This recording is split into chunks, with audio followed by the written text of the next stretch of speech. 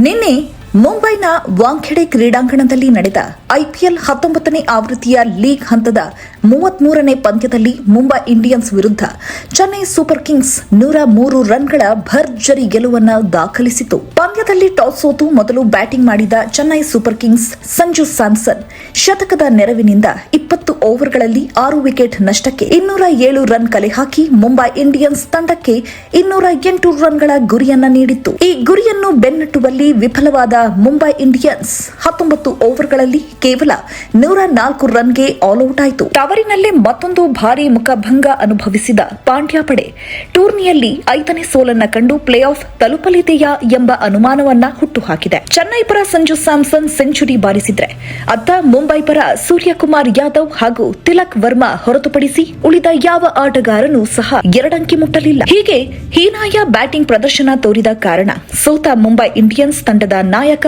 ಹಾರ್ದಿಕ್ ಪಾಂಡ್ಯ ಪಂದ್ಯ ಮುಗಿದ ಬಳಿಕ ಈ ಕುರಿತು ಮಾತನಾಡಿ ಸೋಲಿಗೆ ಕಾರಣ ತಿಳಿಸಿದ್ರು. ಪವರ್ ಪ್ಲೇನಲ್ಲಿ ವೇಗವಾಗಿ ವಿಕೆಟ್ ಕಳೆದುಕೊಂಡರೆ ಯಾವಾಗಲೂ ಕಷ್ಟ. ಈ ರೀತಿ ಆದರೆ ಚೇಸ್ ಮಾಡುವುದು ಕಠಿಣ. ಬೇರೆಯವರ ರೀತಿ ಪಿಚ್ನಿಂದ ಸೋತೆವು ಎನ್ನುವ ವ್ಯಕ್ತಿ ನಾನಲ್ಲ.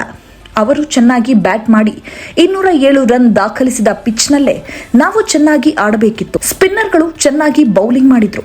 ನಮ್ಮ ತಂಡದ ಸ್ಪಿನ್ನರ್ಗಳು ಸಹ ಚೆನ್ನಾಗಿ ಆಡಿದ್ರು. ಸಂಜು ಅದ್ಭುತ ಆಟವನ್ನಾಡಿದ್ರು. ಅದೇ ಸಮಯಕ್ಕೆ ಇತರ ಆಟಗಾರರು ಆಗಮಿಸಿ ಕೊಡುಗೆ ನೀಡಿ ಒಳ್ಳೆಯ ಮೊತ್ತ ಕಲೆ ಹಾಕಿದ್ರು. ಈ ಮೊತ್ತವನ್ನು ಕಲೆ ಹಾಕಲು ನಮಗೆ ಒಳ್ಳೆಯ ಪವರ್ ಪ್ಲೇ ಬೇಕಿತ್ತು. ಪವರ್ ಪ್ಲೇ ಚೆನ್ನಾಗಿ ಬಂದಿದ್ರೆ ಉಳಿದ ಓವರ್ಗಳಲ್ಲಿ ಚೆನ್ನಾಗಿ ಆಡಬಹುದಿತ್ತು ಎಂದರು. ಈ ಮೂಲಕ ಆರಂಭಿಕ ಆಟಗಾರರು ಬೇಗನೆ ವಿಕೆಟ್ ಒಪ್ಪಿಸಿದ್ದು ತಂಡದ ಸೋಲಿಗೆ ಪ್ರಮುಖ ಕಾರಣ ಎಂದು ಹಾರ್ದಿಕ್ ಮಾತನಾಡಿದ್ದಾರೆ.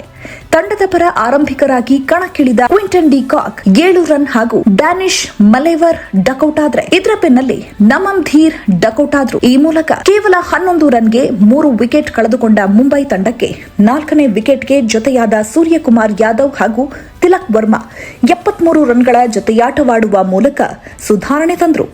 ಅಲ್ಲಿಗೆ ತಂಡ 84 ರನ್ಗಳಿಗೆ 4 ವಿಕೆಟ್ ಕಳೆದುಕೊಂಡಿತ್ತು. ಈ ಸಮಯದಲ್ಲಿ ಕಣಕ್ಕಿಳಿದ ಪಾಂಡ್ಯ ಇನ್ನು 8 ಓವರ್ ಬಾಕಿ ಇರುವಾಗ ಜವಾಬ್ದಾರಿಯುತ ಆಟವನ್ನಾಡಿ ಇನ್ನಿಂಗ್ಸ್ ಕಟ್ಟದೆ ಕೇವಲ 1 ರನ್ಗೆ ವಿಕೆಟ್ ಒಪ್ಪಿಸಿ ಪಂದ್ಯ ಸಂಪೂರ್ಣವಾಗಿ ಸಿಎಸ್ಕೆ ಕಡೆ ವಾಲುವ ಹಾಗೆ ಮಾಡಿ ಪವರ್ ಪ್ಲೇ ಬಗ್ಗೆ ಮಾತನಾಡಿರುವುದು ಎಷ್ಟು ಸರಿ ಎಂಬ ಪ್ರಶ್ನೆ ಹುಟ್ಟುಹಾಕಿದೆ.